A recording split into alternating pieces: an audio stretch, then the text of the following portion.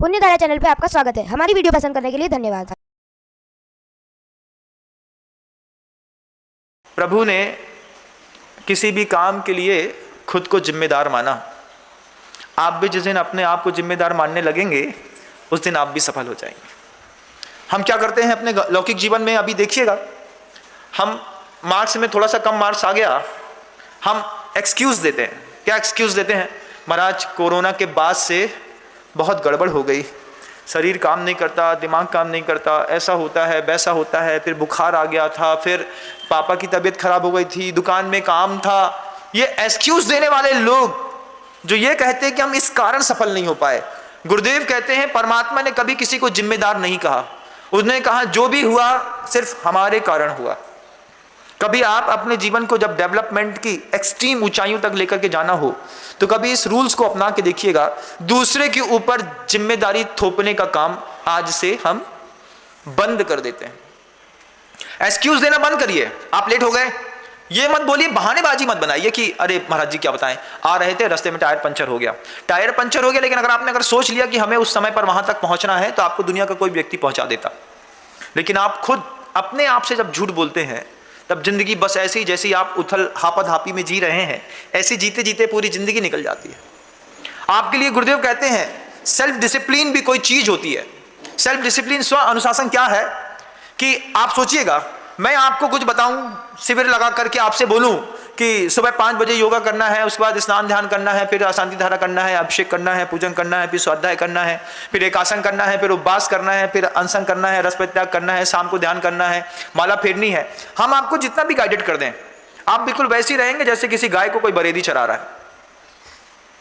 गाय को बरेदी चराने वाला बस है, भैया आप जितना चराओगे हम उतना चल लेंगे। फिर गाय, बकरी क्या है, कैसी है?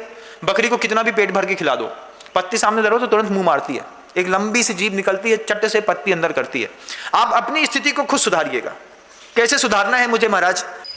सिर्फ 10 दिनों में, लेकिन भूमिका आज से बनाइए।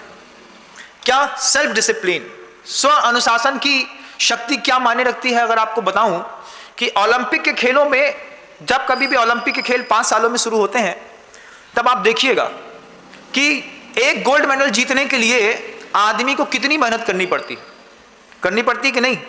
भारत कांस्य पदक लेकर के आ गया, रजत पदक लेकर के आ गया। अरे जैगबार BMW से लेकर के मुख्यमंत्री ने उसको जो है एक फैक्ट्री गिफ्ट कर दी, किसी ने जमीन दे दी, किसी ने कुछ कर दिया। एक कांस्य पदक लेकर के आए और कांस्य पदक के लाने वाले लोगों को इतना ज्यादा बहुमान मिल रहा। एक सिल्वर मेडल लेकर के आ गए मुक्केबाजी में, चाहे किसी भी चीज में। जितने खेल होते हैं सब में पार्टिसिपेट करते हैं आप, ऐसा नहीं कि एक आध खेल में करते हैं, लेकिन जिसमें सक्सेस हो जाते हैं मात्र उसमें आपको दुनिया को दिखाया जाता है। उसमें भी बड़ी काला रुचि करी जाती है। हमारे हरियाणा का, हमारे पंजाब का, हमारे मध्य प्रदेश का व्यक्ति ओलंपिक के खेल में एक कांस्य पदक लेकर के आ गया। कांस्य पदक क्या है? कोई बहुत बड़ी चीज है? नहीं है। लेकिन ओलंपिक के खेल में जब कंपटीशन होता हो तब बड़ी चीज दिखाई देती है, छोटा सा कांस्य पदक भी। लेकिन सेल्फ डिसिप्लिन की वो कहानी माइकल फेल्प्स से सीखिएगा। 2002 में जिसने संकल्प किया इस बात का कि मुझे 2008 के होने वाले ओलंपिक में गोल्ड मेडल लेकर के आना है। कभी आप YouTube पे भी गूगल में सर्च करेंगे तो मिल जाएगा।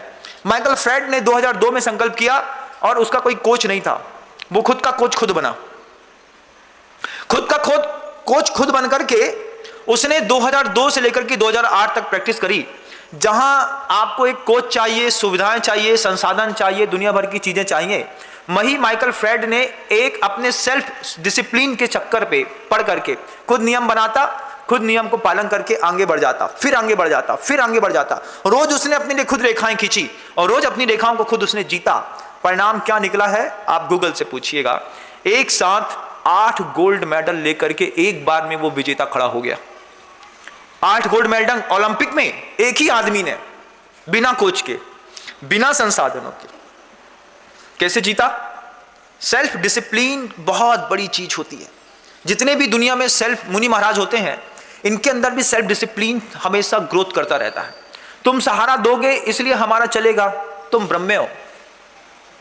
जब लोगों का भ्रम टूटता है तो फिर ऐसी बातें कहते हैं, हमारे बगैर भी रोशन थी महफिल उनकी, हम नादान थे, समझते थे रोशनी हमसे है। लेकिन जिनकी लाइफ स्टाइल में सेल्फ डिसिप्लिन होता है वो ये एक्सक्यूज़ नहीं देते कि तुम नहीं आए तो मेरा काम बिगड़ गया, मेरे पास पेन नहीं थी, लाइट नहीं थी, एसी नहीं था, बुक्स नहीं थी, कुछ नहीं था। लाने वाले तो अपने आप को खुद का कोच बना करके 8 गोल्ड मेडल माइकल फेल्प्स ने एक बार में लेकर के आ गया। कभी आप सोच सकते हैं, कभी आपकी इतनी इच्छा शक्ति है, सोच सकते हैं कभी कि इतनी साधना जैसी एक दिगंबर साधु करते हैं और खुद के अपनी साधना से खुद को चमित करके बहुत सारी रिद्धियों के स्वामी बन जाते हैं। ठीक ऐसे ही माइकल फेल्प्स ने भी किया। वो लौकिक था, इधर पारलौकिक जीवन शैली है। आपको सेल्फ डिसिप्लिन में रखना कितना कठिन होता है।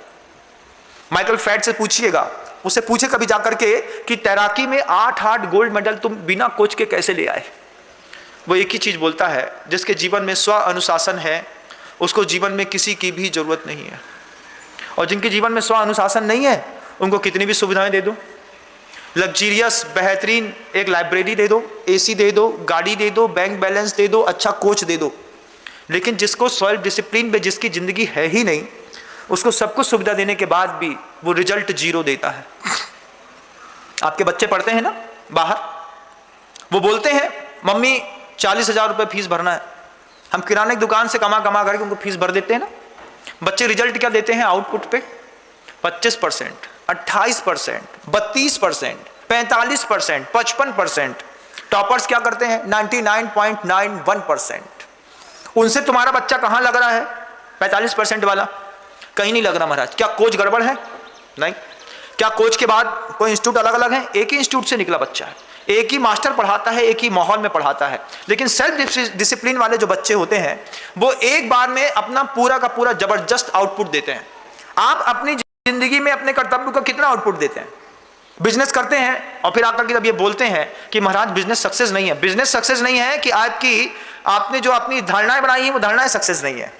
सेल्फ डिसिप्लिन में रहिए। कभी दुकान 8 बजे खुलती है, कभी 9 बजे, कभी 10 बजे, कभी 11 बजे, जब मर्जी होती है खोलते हैं, जब मर्जी होती है बंद कर देते हैं। डिसिप्लिन 9 बजे खुलेगी, रात को 9 बजे बंद होगी, 12 घंटे की ड्यूटी है। देखिए कैसे सक्सेस नहीं होते। अरे महाराज जी क्या बताएं, घर के बहुत सारे काम रहते हैं। भैया तो काम तो जिंदगी में सबके घर में लगा हुआ है, ऐसा नहीं कि सिर्फ आपके घर में ही लगा हुआ है। लेकिन जिनके घरों में सेल्फ डिसिप्लिन वाली भावना रहती है वो हमेशा सक्सेस है। पहली चीज क्या रहती बताई थी मैंने ऊपर उठने का, अपनी जिम्मेदारी खुद लीजिए। दूसरी चीज है हमेशा स्व अनुशासन में रहिए।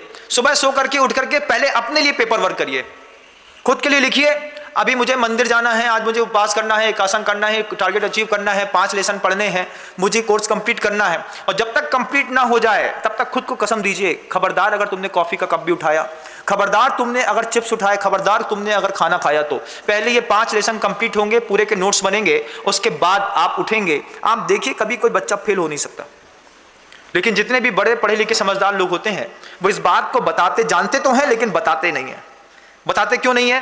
क्योंकि अगर तुम आपने पूरी जिंदगी में हर बच्चे ने, चाहे छोटा हो या बड़ा, चाहे बड़ा आदमी हो चाहे बहुत बड़ा आदमी हो, अगर उसने सेल्फ डिसिप्लिन सीख लिया तो ये एक बार के पढ़ाने पर कलेक्टर बन जाएंगे, एक बार के पढ़ाने पर बच्चा IAS ऑफिसर बन जाएगा, एक बार के पढ़ाने पर IIT निकाल लोगे सेल्फ डिसिप्लिन के चक्कर पे। लेकिन सेल्फ डिसिप्लिन है ही नहीं। हमको बरगलाने वाले इतने संसाधन हमारे पास उपलब्ध हैं। हमारी हॉस्टल के नीचे कैफे बना हुआ है, बगल में एक टिफिन सेंटर है, सामने एक जूस सेंटर है, सामने एक पार्लर बना हुआ है, वो गुटके की दुकान लगी हुई है, उसके सामने एक चॉकलेट सेंटर है, वहाँ आइसक्रीम पार्लर रखा हुआ है। अब तुम्हारे को भटकाव देने वाले कितने जिगजैग तुम्हारी लाइफ पे हैं, आप खुद देखिए। फिर अपने आप से पूछिए, क्या महाराज रास्ता सही गाइड नहीं कर रहे? सही बोल रहा हूँ ना बात को? अगर खुद के बनाए गए अटल नियमों में खुद चले होते तो कभी एक भी दिन जीवन में ना व्यापारी को, ना विद्यार्थी को, ना साधु को कभी भी पलट करके नहीं देखना पड़ता। तुम्हारी जिंदगी में जितना भी अपमान होता है, जितना भी अवसाद है, जितना भी घाटा है, वो तुम्हारे स्व अनुशासन के नहीं रहने के कारण हो रहा है।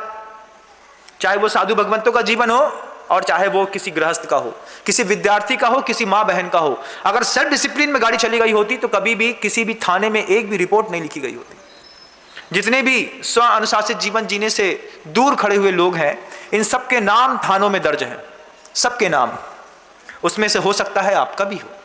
पहली बात सीखिएगा खुद की जवाबदारी, दूसरी बात सीखिएगा स्व अनुशासन, तीसरी गहरी बात सीखिएगा कि जीवन में सफलता प्राप्त करनी है तो आपको फीलिंग को समझना चाहिए।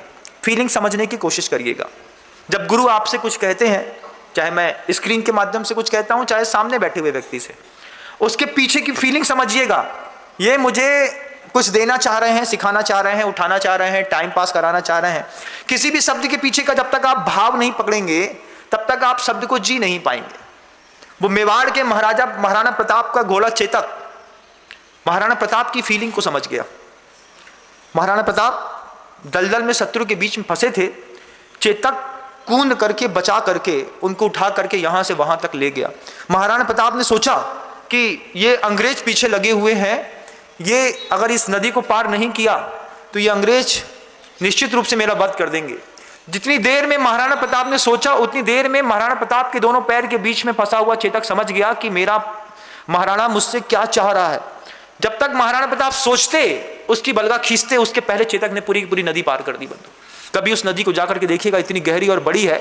सोचिएगा एक तट से दूसरे तट तक पहली बार में चेतक कैसे कूदा होगा, कैसे अपने मालिक की फीलिंग को समझ गया। आप अपने मालिक की, अपने गुरु की, अपने पिता की, अपने टीचर्स की, अपने पेरेंट्स की फीलिंग्स को क्यों नहीं समझते हैं? आपका पिता आपको डांटता है घर के अंदर रह करके, आप उसकी डांट और शब्दों में जाते हैं, उसकी फीलिंग्स को भी समझने की कोशिश करिएगा। गुरु जब हमको डांटते हैं तो उसकी फीलिंग्स समझने की कोशिश करें। उनके डांटने का मतलब ये नहीं है कि हमारे पिता हमको सबके सामने अपमानित कर रहे हैं। हमारे पिता हमको और ऊपर उठने के लिए प्रेरणा दे रहे हैं। तरीका चाहे कभी अच्छा भी हो सकता है, कभी बुरा भी हो सकता है।